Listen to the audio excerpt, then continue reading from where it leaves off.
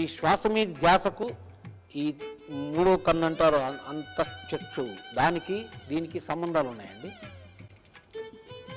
శ్వాస మీద ధ్యాసలోంచే అంతర్చక్షు వస్తుందని చెప్పడానికి లేదు. ఓ గౌతమ బుద్ధుడికి చిన్నప్పుడే ఆయనకి అన్ని అంతర్చక్షు ఉండేది. గౌతమ బుద్ధుడికి కాదు, ప్రతి పిల్లవాడికి ఉంది, అప్పటికి ఇప్పటికీ ఎప్పటికీ. ఓ మీరు చిన్న పిల్లవాడుగా ఉన్నప్పుడు మీకు అంతర్చక్షు ఉండేది, మీకు అన్ని చూసేవాళ్ళు. చనిపోయిన వాళ్ళని, చనిపోయిన వాళ్ళని, దేవతలను, ఋషులను, గంధర్వులను అందరూ మీరు చూసేవారు, వాళ్ళ పాటలను వినేవారు మీరు. కానీ పెద్దగా ఇచ్చిన తర్వాత అది పోయింది. చిన్న అంటే పసిబిడ్డలుగా ఉన్నప్పుడు? పసిబిడ్డలుగా ఉన్నారు ఓ అందరికీ. అలాగే ప్రతి పక్షి, ప్రతి జంతువు కూడా దివ్యచక్షు ఎప్పుడూ ఉంది. వాళ్ళేమి శ్వాస మీద ధ్యాస పెట్టలేదే.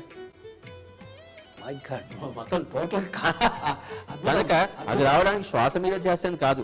ఎవరైతే న్యాచురల్గా బతుకుతాడో, ఒక పక్షిలాగా, ఒక పిట్టలాగా, ఒక పసి పిల్లవాడిలాగా, వాడి దివ్యచక్షు అలా వికసించి ఉంటుంది.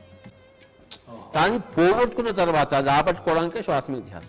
Wonderful wonderful, super analysis sir, super analysis. అందుకే గౌతమ బుద్ధుడు ఆయన పోగొట్టుకున్నాడు. ఆయన రాబట్టుకోవడం కోసం రకరకాల గురువుల దగ్గరికి వెళ్ళాడు, వాడు చెప్పిందని చేశాడు. కానీ అతను చిన్నప్పుడు పసిపాపుగా, చిన్న పిల్లాడుగా ఉన్నప్పుడు వచ్చిన స్థితి అతను రావటం లేదు. ఇది ఎలా వస్తుందని చెప్పేసి మళ్ళీ ఇవన్నీ చేసిన తర్వాత ఆలోచించి మళ్ళీ అప్పుడు నేనేం చేయాలంటే ఏమీ చేయలేదు. కనుక తను ఏమీ చేయకుండా కూర్చున్నాడు. కూర్చుంటే మళ్ళీ ఆ స్థితి వచ్చేసింది. ఏమీ చేయకుండా కూర్చునేసరికి, ఆ కూర్చునే స్థితి వచ్చేసరికి ఆయనకి మళ్ళీ ఆ దివ్యచక్షు తెరుచుకుంది.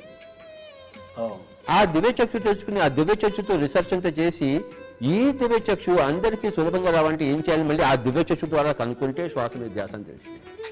Extraordinary sir, so simple.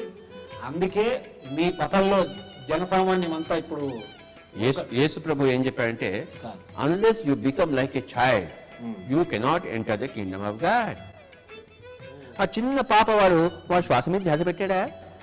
పెట్టాడు. మళ్ళీ వాడు కింగ్డమ్ ఆఫ్ గాడ్ లో ఉన్నాడే. అందుకే పసిపిల్లలే పరమాత్మలు అని, పరమాత్మ స్వరూపులు అని మన దగ్గర అంటాం. కరెక్ట్.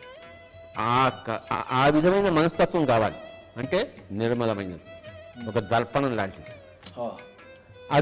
అది ఉంటే వస్తుంది. అది రావడానికి బెస్ట్ టెక్నాలజీ శ్వాస మీద ధ్యాస అని చెప్పేసి అది వచ్చిన తర్వాత కనుక్కున్నాడు గౌతమ బుద్ధుడు. అది తర్వాత అందరికీ చెప్పేసి, చాలా అది మనం చెప్తున్నాం. చాలా అద్భుతమైన అనాలిసిస్ సార్.